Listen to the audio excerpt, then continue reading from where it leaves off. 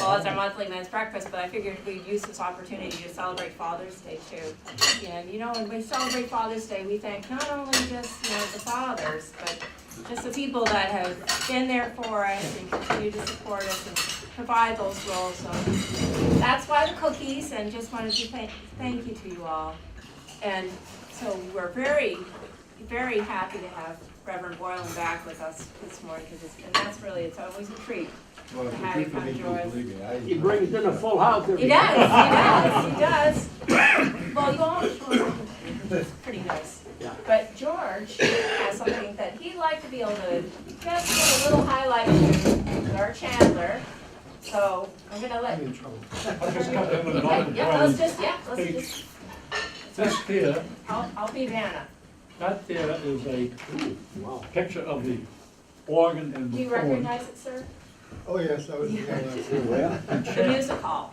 Chandler's on the board of directors, and one of the directors at the music hall. In Methuen. And he just had a silent movie Yep. on May 9th. May 9th, yeah. He has coming up a free admission on July 4th. Red, white, and blue, Which would be fabulous. which is, that's free. In July 4th, 2 o'clock. August, he has a August 17th, 17th, costs $5 to get in. but you know how reasonable. And See then Chandler. Chandler's again, Cat and the Canary, this is a silent movie. Yeah. He does a fantastic job on silent movies, and it's for $10. Wow. Thank you. And this Well, is all thank in you. Methuen? This is all Methuen. It's wonderful.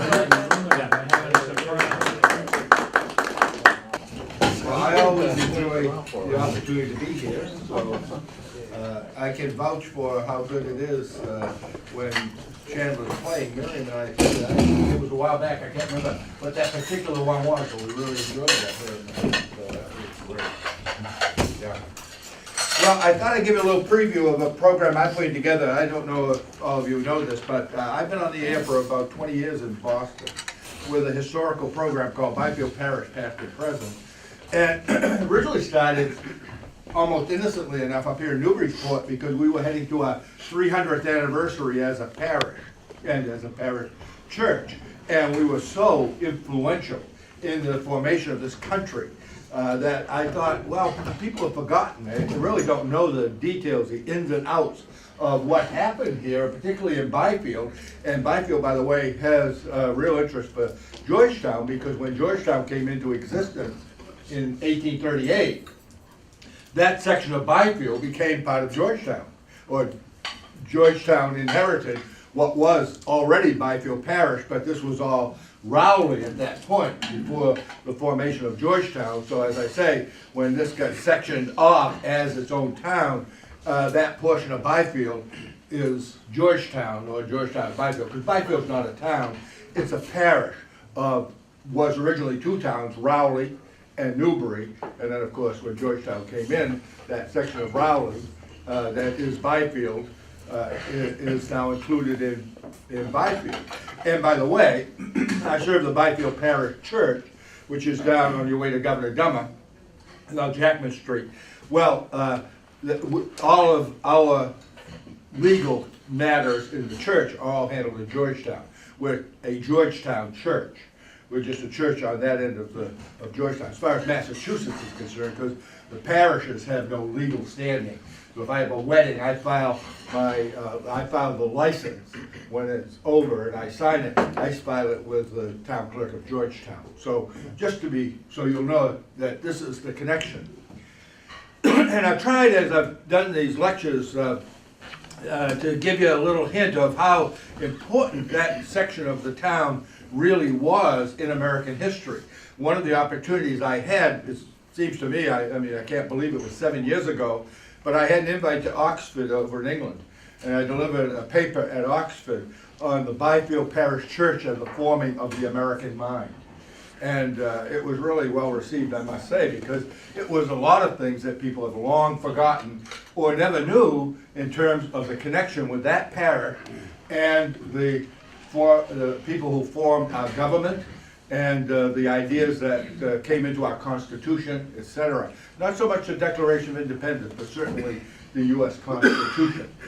One of the reasons you might guess, if you know the lay of the land out there, is because the first boys' boarding academy in America is Governor Dummer, which is now Dummer, the Dummer School.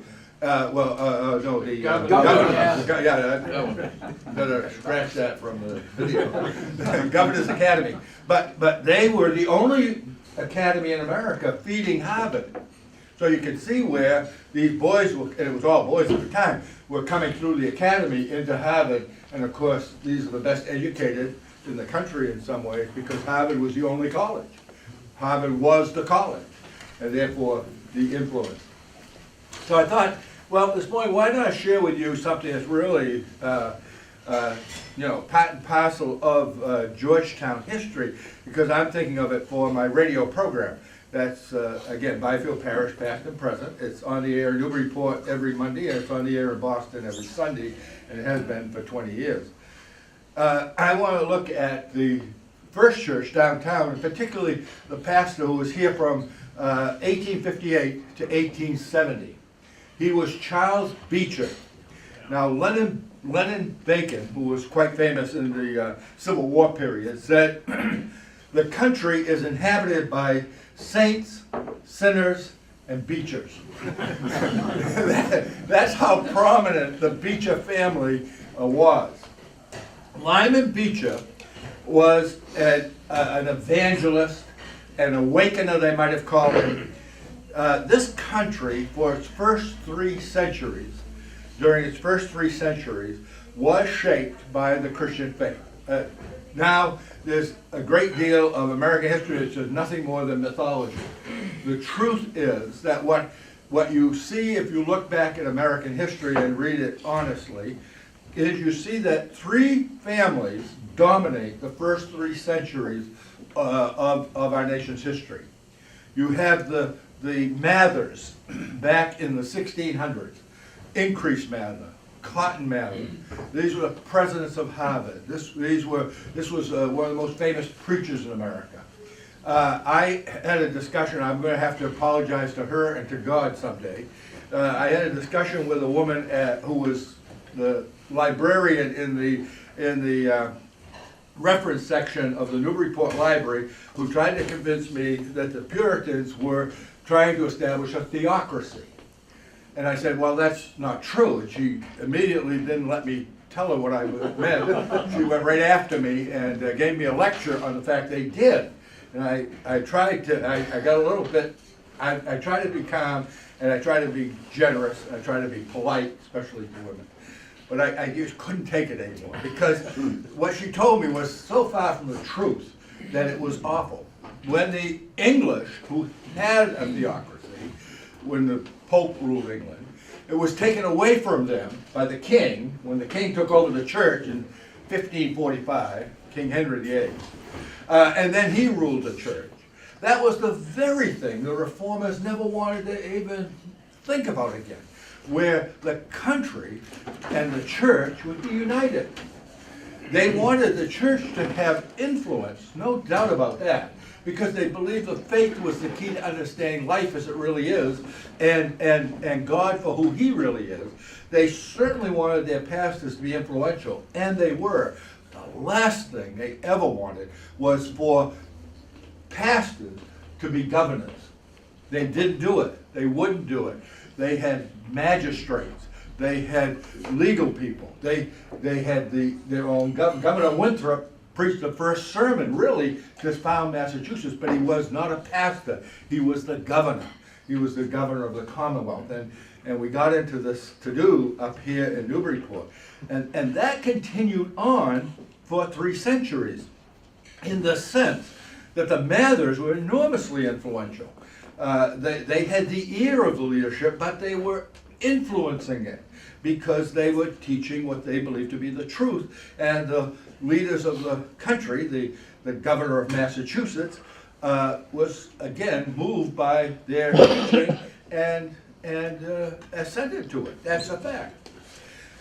This thing began to go what we would call in modern terms south by the end of the 1600s. By 1690, 1700, Harvard had lost its real vision. The reason for establishing Harvard was that the Great Awakening in England that had come out of Cambridge University in England. There were teachers at Cambridge who caught a new vision for the biblical teaching, gave it to their students, and the students went out and filled the pulpits, and they ran into conflict with the King of England, who wanted to rule the church and basically make the Church of England a mirror image of the Catholic Church, but him in charge instead of the Pope. That was the basic idea. And these Puritans wanted to purify the country and the church. That's where they got the label stamped on them, Puritan. They didn't take it. It was put on them. It was called them holy rollers. It was a slander against them because they wanted to clean up the country. They wanted its morals changed. Yes, they wanted its ethics reformed, but basically they wanted their churches rid of anything that wasn't what they considered to be honest to God kind of worship. They didn't want to worship statues. They didn't want to worship pictures. They didn't want to worship their leaders. They didn't want their leaders, their priests, well, they didn't have them, they had pastors, but they didn't want them in charge of the churches. They wanted the people in charge of the churches in the sense that they would come together at meetings and decide what God was saying to them. And their leaders were to equip them to do it. And so the congregation and not the pastor ruled. And that's where Congregationalism came from. That's what it meant. And it was Ipswich particularly. It was John Wise down here in what was then Shabako Parish. Today it's Essex. But the pastor of the Shabako Parish Church is credited with giving America its basic ideas of democracy, which came out of the churches. And if you go down to Essex someday on Route 133, take a look when you go by Cape Ann Golf Course, you'll see a historic sign placed there by Massachusetts in 1630 as part of the Massachusetts Tercentenary. And it says that John Wise, and his house is still there, he is credited with giving democracy to America. See, that's how that thing was functioning. And so when you come into the next century, there's a great awakening of this realization, this belief system.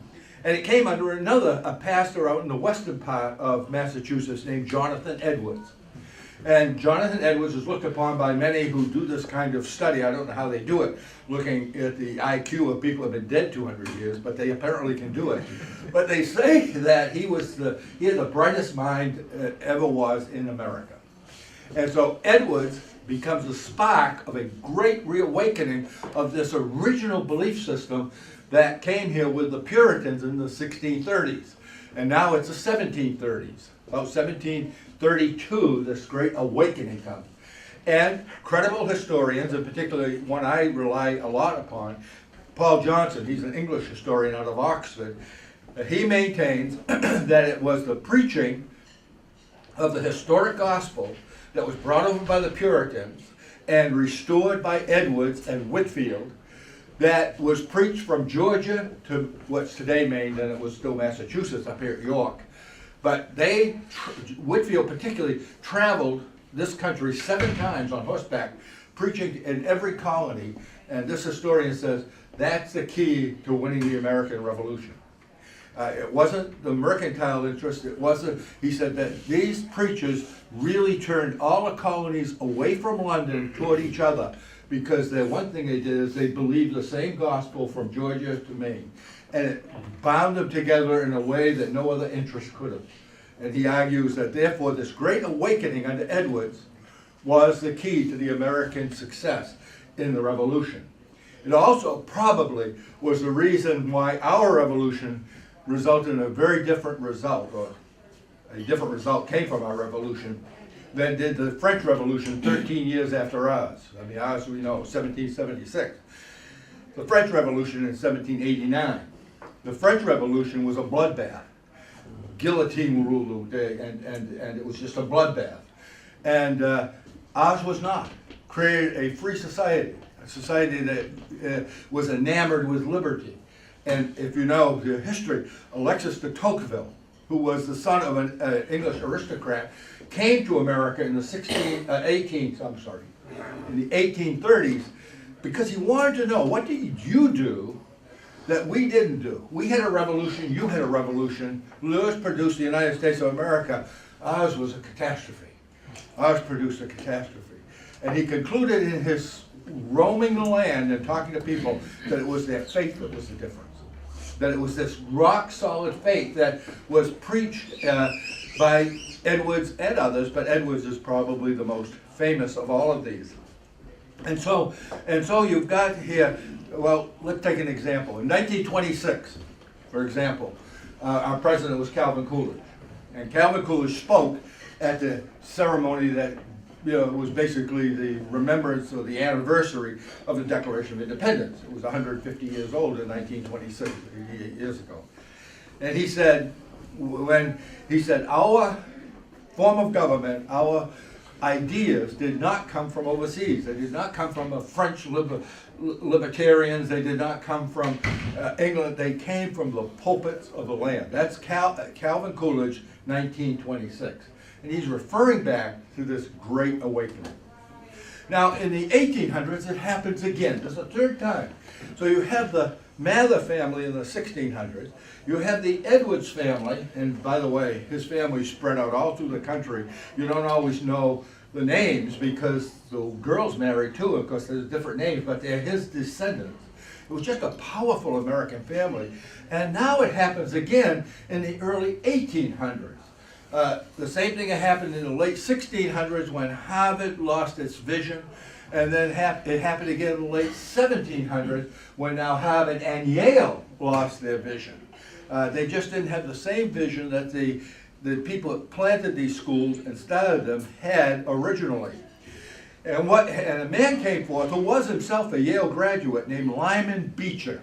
Lyman Beecher was a Yale graduate back in 1800. In fact, I've attended, not lately by any means, but back in the early days when I was at Byfield, I used to attend the Beecher lectures at Yale. And the lectures that are in honor of Lyman Beecher. And Lyman Beecher had 13 children. 13 children came from Lyman Beecher. As I said, Bacon's quote, that you have, saints and sinners and beachers, that's America. Well, it looked to him that way by 1863, the Civil War.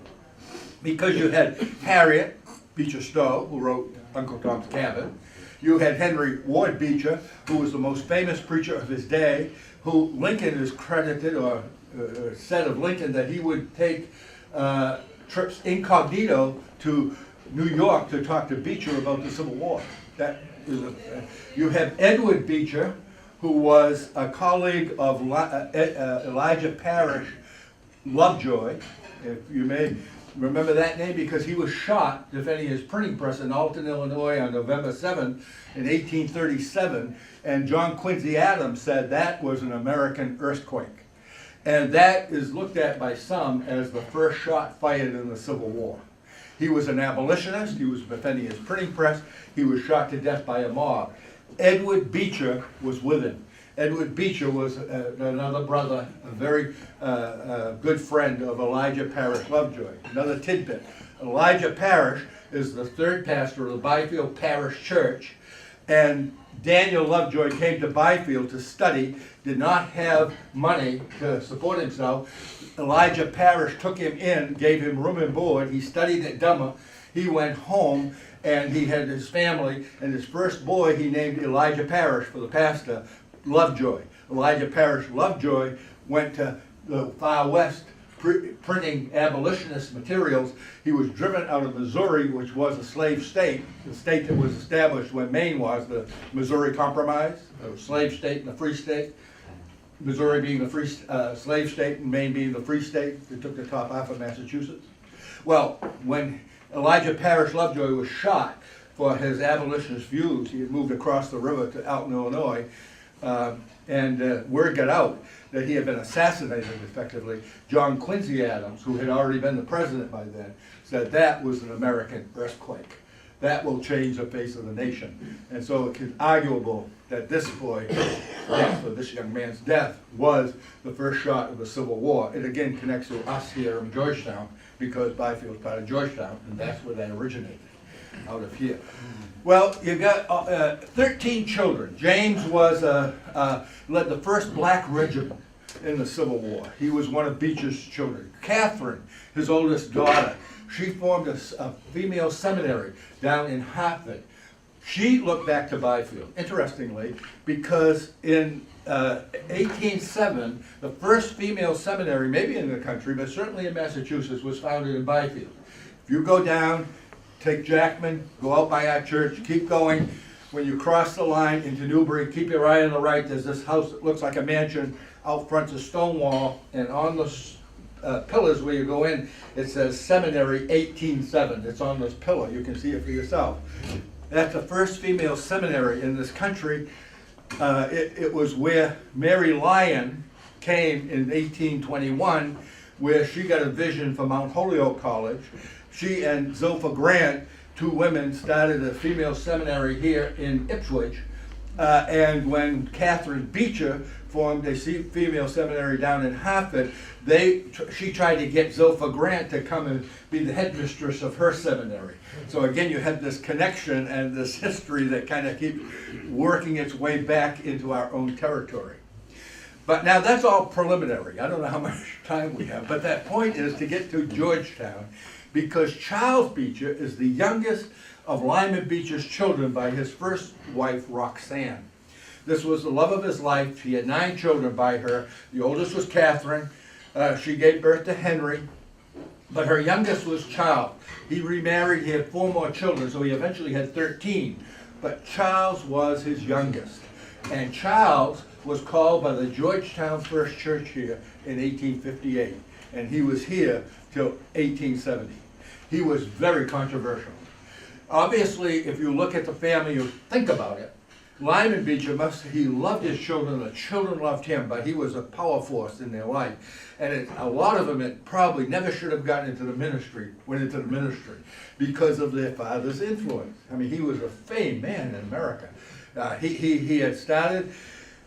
started out on Long Island at the Hamptons. They paid him $300 a month, and they got a new job in I think it was 1810. He went to Litchfield, Connecticut. That's where he's probably most famous for. This is Lyman Beecher, the father. He was there in 1826, and again, his family's growing. He couldn't support them with the money they could pay, so then he took a church in Boston. And he was in Boston for a long time, and then he went and founded Lane Seminary out in Cincinnati. That was a flop. But in all of this time, he was raising his children, and he was a very loving man. He was probably what we would call, not schizophrenic, that's not the word. What is it we use now when a person gets the mood swings of Bipolar. Yeah, he had wide mood swings. But the children loved him. You see Catherine going into this teaching profession. You have Edward, you have not James, because he was the general, but you have Henry Ward Beecher. Well, let's take him for just going back to him. He was clearly recognized as the most famous and most effective preacher in America in his day. Henry Ward Beecher is famed, absolutely famed. Well, Charles was really a musician. He was very sensitive. He himself had a lot of personal issues with the Calvinism of his father, but yet he was influenced by his father, so he was kind of between a rock and a hard place all of his life, and it manifested itself here in Georgetown. He had a very tough time in Georgetown. He was poorly paid, that he didn't like that idea, but also he was in constant conflict with his congregation. He just struggled with his own congregation. It was so bad because he had all these ideas. Many of them he had gotten from Edward, the one that was with Lovejoy when he was shot. Edward was more of a visionary. He had all kinds of ideas that spun out of the Bible, but they weren't very much related to Scripture when you got down to it. And Charles had bought a lot of them. And he was writing and even preaching them. And finally, a group, 27 of the Georgetown congregation, signed a petition to charge him with heresy. And they had a church council, and the church council found him guilty. But then the others who didn't find him guilty, or didn't think he was, didn't want him to go, wanted him to stay, they held the fort and said, well, we can find him. This was a church council, so it was a legal thing. They said, well, you can say what you want about Charles, we're keeping him. So they kept him in Georgetown as the pastor. And these 27 people, among whom was George Peabody's mother, she lived in Georgetown.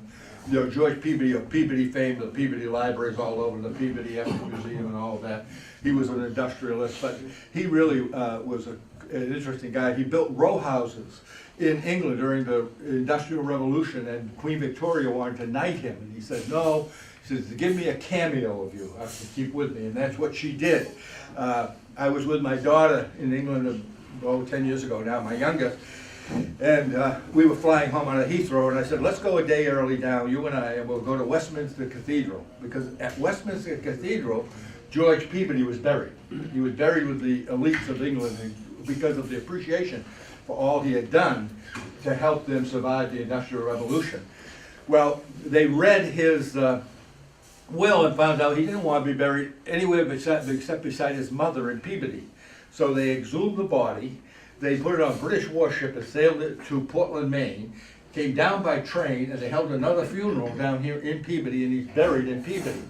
So now that his body's not at Westminster, where it had originally been placed, there's now a plaque on the floor, about yay big, it's a diamond-shaped plaque, and it says George Peabody, and he is buried in Massachusetts and all. It's right there in Westminster Cathedral. So I took my daughter to show her where it is. Well, George Peabody, I shouldn't have told you the sidelight because now I can't think of the main point. But but George Peabody's mother, that's what I was saying. She lived right here in Georgetown, and now she's without a church. They've accused the pastor of heresy. Her friends and she have left. They're in limbo. George Peabody built them a church for his mother, right where the Georgetown parking lot is. Yeah. It was called the Memorial Church. He built it for his mother so she'd have a place to worship. and it was there until 1920 when it caught fire and burned, right? Was it 20? Yeah, 20. It burned down in 1920. So you've got some very interesting connections in this town. I say Charles had a very difficult time here. He was, again, a sensitive guy. He felt that he was underpaid. He felt that he was being abused by a lot of his parishioners. He stuck it out for 12 years, but he had a terrible time here beyond that because his son Frederick was wounded at Gettysburg. And he wanted to go, but it was in the time of the trial for heresy. So his wife went and found the boy, nursed him back to health. He had a wound which had abscessed, and she was with him for I think 6 or 8 months, got him back on his feet. He stayed in the service, and he eventually was killed by the Indians. I don't know how many years later, but it wasn't too long after the war. So he lost his son Frederick. And then his two youngest daughters, Charles's youngest daughters, Essie, who's 15, and Hattie was 12. They were out here on Pentucket Pond with their cousin, who was 20 years old.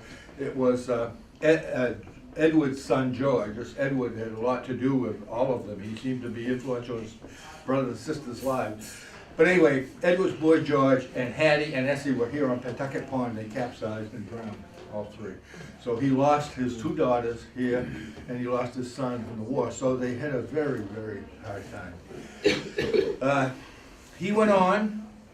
After this, he was invited. Oh, I should tell you a couple of these other things. He was very influential in Uncle Tom's Cabin. He had spent time earlier on down in New Orleans. And when Harriet came to write Uncle Tom's Cabin, much of what she writes is the recollections of Charles here in Georgetown. And to show again the influence of this family, when Lincoln met Harriet Beecher Stowe, he greeted her, he said, and so you're the little woman who began this great war. So he considered that Uncle Tom's Cabin was really, a main influence in the country wanting to finally deal with the slavery question. Well, I want to just look at this. I wrote down things just so I wouldn't forget main things, but I think I've kind of given you the gist of it. I find one other thing interesting, and I don't like to read things because I can't read them well enough to make them interesting, but I will do this as one occasion. He came here, I said in 58, I believe it was 58, he came. And in 59, there was a great revival it was called a prayer revival. Nobody led it, nobody preached it, nobody did it. All of a sudden, out of the blue, all up and down the East Coast, particularly the Northeast, there was a zeal for prayer and Bible study. It just came spontaneously. They said you could not get through New York City at noontime because the longshoremen had come up with their wagons and parked in front of the churches because they were coming up to pray at noon. And he said the whole city was full of it. And it happened all up and down the coast. And there was a magazine published here in Massachusetts called The Congregationalist. And part of every month when they, or maybe it was quarterly, when they published it, they took incidents or something to report on this great prayer revival from the different towns in Massachusetts. This is Byfield, again, might as well be Georgetown. It's the same year that Charles came here, this was in the Congregationalist. Where do I want to start? When the Spirit visited Byfield Parish, those passed over were in the church. The whole town was affected by it, but not the church. Isn't that interesting? A great revival skipped the church and hit everybody else. It tells you the legalism, I guess, that was running through the life of the church. I don't know. But anyway, the Congregational Yearbook for the year 1859 gave a town report of this spiritual awakening that was sweeping Massachusetts. And this item appeared in that volume. Byfield in Newbury, because you see, it's a long story of how the original church I came to was straddling the line between Newbury and Georgetown. It was considered a Newbury church until 1983. We were moved over here ourselves because we built a new church in '88. That's why it was Georgetown now. One of the most remarkable manifestations of God's saving grace has been enjoyed in this place, Byfield. During the last year, members of the church in the whole parish, wait a minute. I have progressive lenses. I'll someday, maybe if they actually work, learn to use it. One of the most remarkable manifestations of God's saving grace has been enjoyed in this place during the last year. We are small in numbers, but there has been no one except some members of the church in the whole parish who have not been more or less interested in the salvation of the soul. Many, no doubt, have lost their interest since they came into the fold of the Good Shepherd. Meetings were held. Everybody wanted to pray and give thanks to God. A daily prayer meeting at noon was held in the furniture factory for a long time. Many of the young men there soon became hopefully converted. The work with the usual instrumentality and no more, meaning they just preached and prayed. There was nothing, nobody bribed anybody or anything like that, went on. Indeed, notwithstanding, most of the church stood by and looked admiringly on. They, like too many churches, were taken unprepared, yet God blessed us with the hope of conversion of about 1/6 or 1/7 of the entire population of the parish, exclusive of church members. Since the present pastor has been with them since March, there have been admitted to the Congregational Church 53 persons. There now remain as many as 25 or 30 more who indulge the hope that they will be admitted and be united with the people of God. Thus, nearly 80 people may be pointed to as the fruits of the spiritual harvest in Byfield. Verily, what God has wrought. There is one street in this parish which had been entirely renovated. That means everybody on the street was converted. Everybody who knows says, what a change. We feel like chanting, Today is Leidum, which means praise be to God. That was in the Congregationalist in 1859. Let me just end with this one little tidbit, but not end out. I'm happy to field questions. I realize it's going fast. I said a lot. But I came here in 1969, 110 years after this. And you know what? Same thing happened in 69. It was amazing. We had a season of miraculous activity for 5 years, almost every week. The reports are astounding. Answers to prayer. I can't go into them, it'd be all morning. One entire street practically was converted. Some of these names you know. Jim Shepherd, who's still there. Ross Edwards, Jim Stanley, Bob Rudolph. Come up the other side of the street. Ray Nolan, Betty Jones. Barish Road was almost entirely converted to Christ. And it was not because of some big meeting or something, it just happened. It just absolutely happened. Okay, Thank you. Yeah. That's excellent. I had just one tidbit that might, be not known by a lot of people. Charles Beecher, being a great abolitionist, lived where the Brocklebank Museum is now. There's been a debate going on for years and years. The Spauldings back in the 1920s, Bud Spaulding and his father, lived in that house prior. They were putting in a heating system and took out some ductwork in order to get it in, and uncovered an entire room in the basement.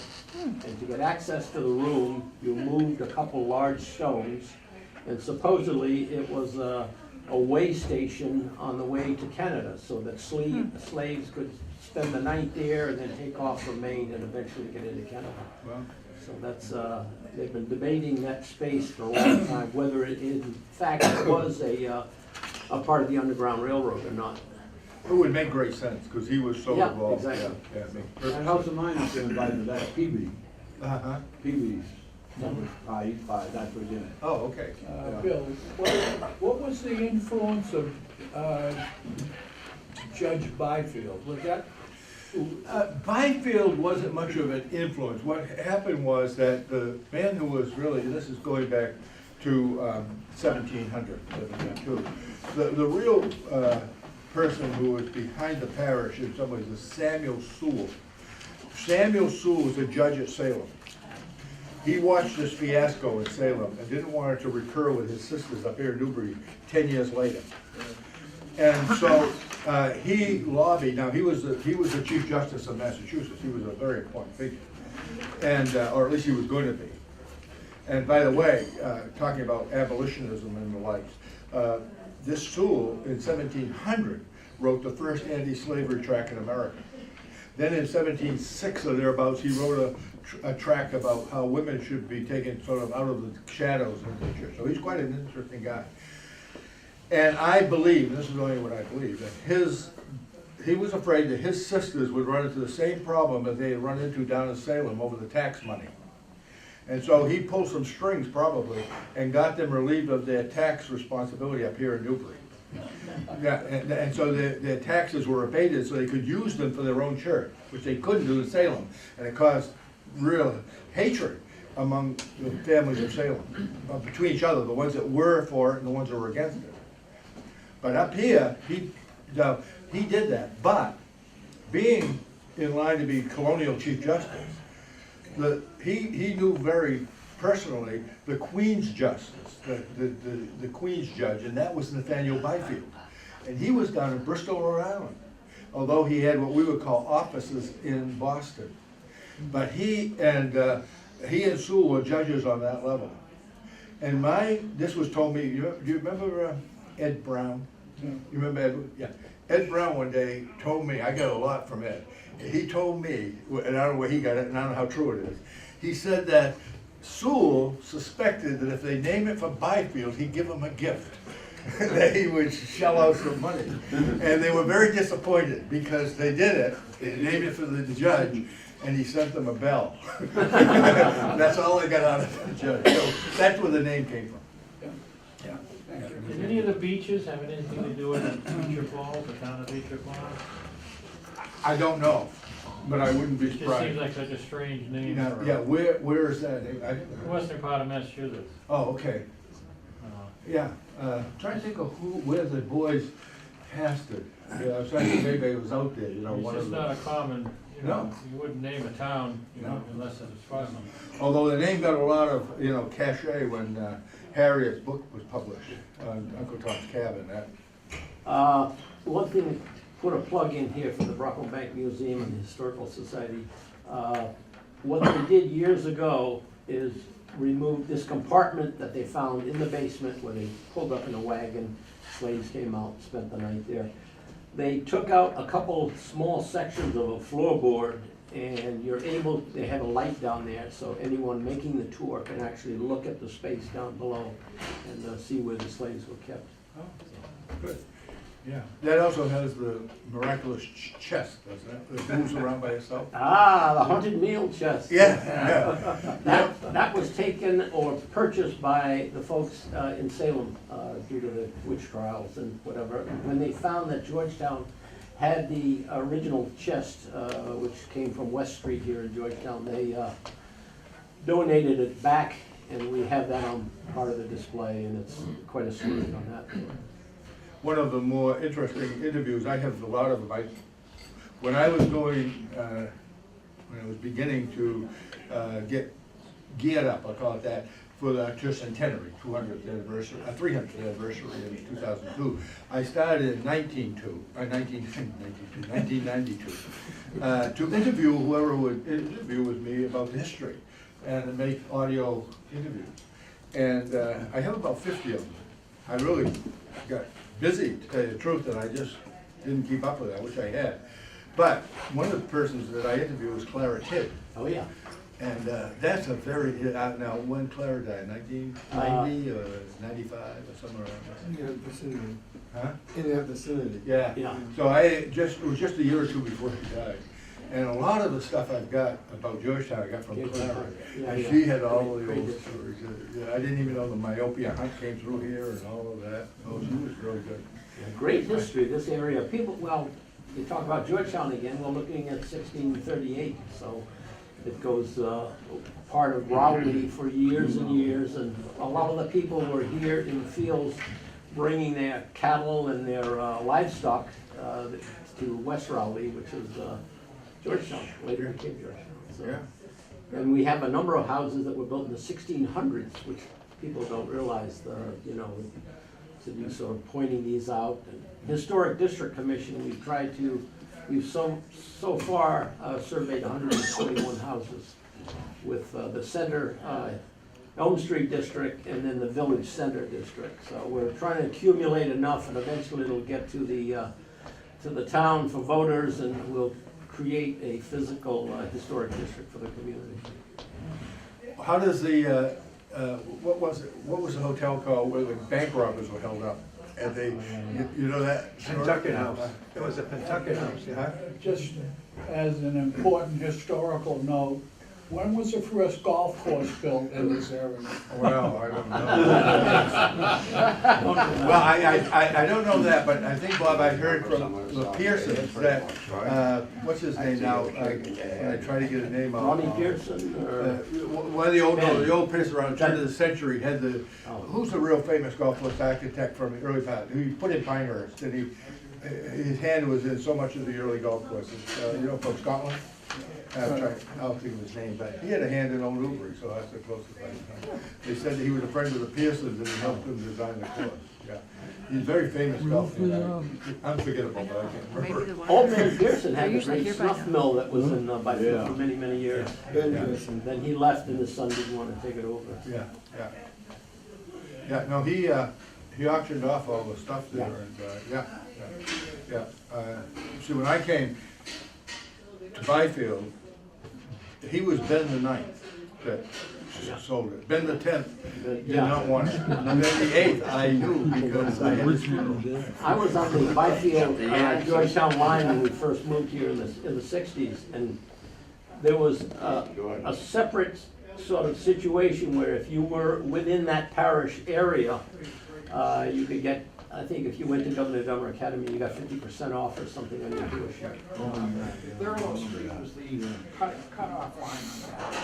Oh, was that the one? The other side of Thurlow Street. Yeah, in that area, Thurlow. Yeah, no, it was, I believe that was just around the time I came that it got stopped because the houses that were built on Longbrook and Green Tree Lane up here were called Academy Park. Because people built them so that their children could go to school, the academy. Yeah. Well, Okay. Well, thank you. You're welcome. You're welcome. Absolutely.